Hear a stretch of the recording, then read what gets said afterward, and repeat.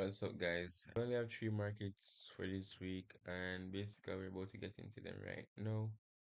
So, as of right now, we're on NCD CAD. So, this is one of the markets for this week. Okay, so let's head into the markets. Let's go into depth. All right, so you can see here, this is my EF interest right here. That's my EF interest, and for this week, basically, I'm looking for price reject from this EF interest to go to the upside. Because as I've mentioned multiple times, once price is above, I'm looking to sell, right? I'm looking to buy. Sorry about that. Once price is above, I'm looking to buy. So therefore, we have price above on the weekly time frame. So I'm literally looking to buy as of right now. And then the daily candlestick, the weekly candlestick, pretty much close as a it's a bearish candlestick, obviously, right? And then you have it here where it closes like something like a pin bar candlestick. I wouldn't really want to call it that, but that's pretty much the candlestick formation as to what I could say for right now. And then goes about the F interest. But what we have here was like the literary daily candlestick having a pullback. So you see this week here, all this week here from the week candlestick is basically the fact that daily needs to have a pullback after breaking above this EF interest, right? So I mentioned multiple times that once price break above our EF interest, we need to have a pullback to either sell or buy. So that being said, that's what happened here. Had a break above the EF interest, we need a pullback within the EF interest and now buy. So that's what we're waiting on here, and that is the reason why we have this week here, the week candlestick here. So as you guys can see, by the way, the market has recently like literally just opened. We're 10 minutes in the day candlestick. So yeah, let's continue. So I was saying they came back for a pullback. After having that pullback, the daily candlestick proceeded to close as a doji candlestick right here. Right. So this candlestick is there today's day, which is basically when the market reopens. So this is basically Monday candlestick as of right now. So this the market just reopened as you guys can see. So yeah. All right, so that being said, this was a doji candlestick, literally an indication that price wants to go up, or rather, an indication that price has slowed down. So it reached the F interest, it's slowed down. So right now, I should just be looking for a buy, right? That's what the daily is telling me as of right now. And the week is giving that confirmation as well, because we're above the F interest. We're also above the F interest and daily time frame, which means that we should look into buy. Let's go on the 4 and see what's happening. Alright, so on the 4 hour time frame, you can see that we're um clearly bearish right now. So what I would need is a break above this area to a shift of structure. Once we have that shift of structure, then we can wait for a pullback to basically buy, right? So regardless, once we had a shift of structure, we need a shift of structure on the lower time frames in order to buy this pair. So the 1 hour need that, the 2 hour need that, and the 4 hour need that. So need a break above this point, and then a pullback after having that break to then continue to the upside with a buy. So that's NZD CAD as of right now. Pretty much looking decent for a buy this week. So let's go to GPUSD. So on GPUSD, the week before last week, you can see here that basically this candlestick closed above the EF interest, right? And then it closed like that above the EF interest. That being said, we have an inverted left head, right shoulder. So it's like basically an inverted head and shoulders pattern right here. So therefore, we should be take this for a buy. Then last week, we had the candlestick close above the F inches, right? Which is basically a hammer candlestick, which is also indicating that price wants to go up. So that being said, right, it is showing respect to the inverted head and shoulders pattern on the weekly time frame. That's a very, very good confirmation to buy. But let's see what daily is saying. On the daily time frame, I can see here that we are clearly bearish, right? Bearish in my opinion. From here to here is pretty much bearish in my opinion.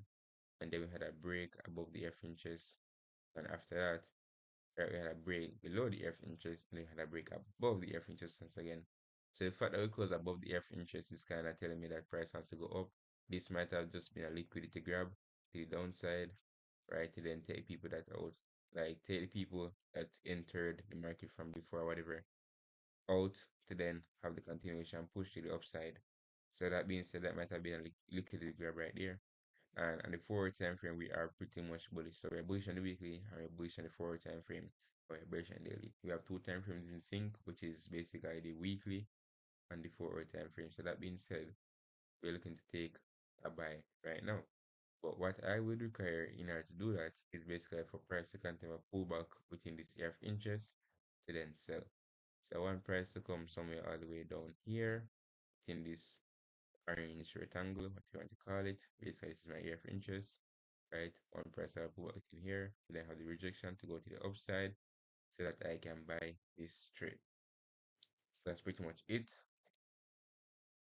So no pullback, no buy. All right, Euro AD.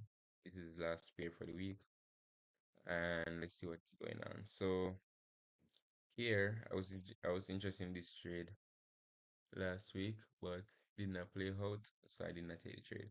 Now I can see here in the weekly time frame that we are clearly bearish, right? From here to here, clearly bearish in my opinion.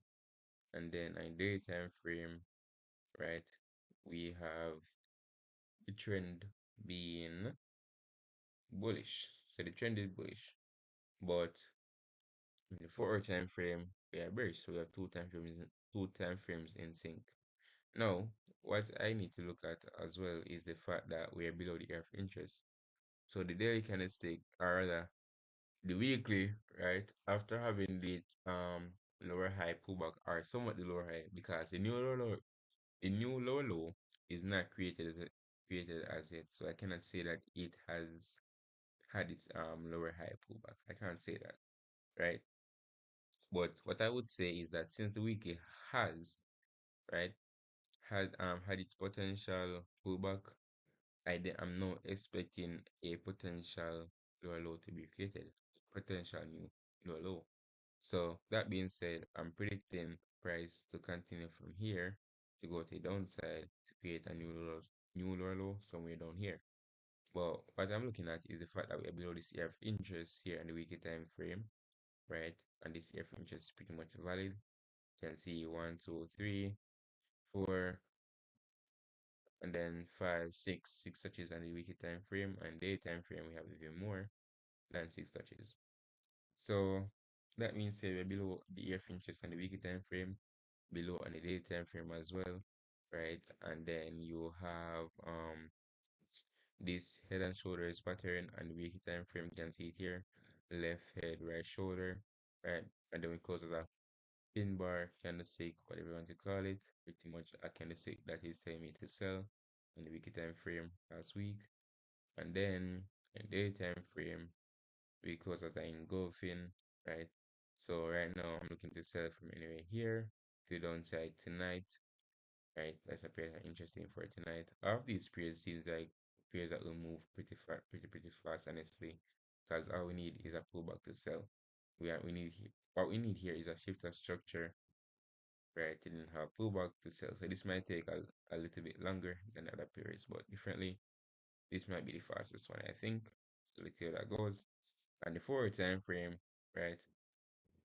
We created a little formation, top one, top two.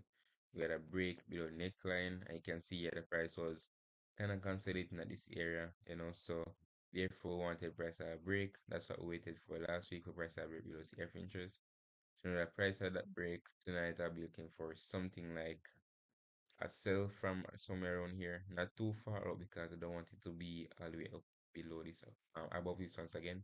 So not too far away from this F interest, but if it has like a small break above it, like somewhere right here or somewhere here, I'll still be looking to sell from here. You know what I mean? So yeah, that's pretty much it for the pairs as of right now. So it's looking very interesting tonight. So I'm gonna stay up for a London session tonight. So thank you guys for watching, and the update will come at the end of the week basically. So thank you guys. Please subscribe, and I'll keep you guys updated how this challenge goes.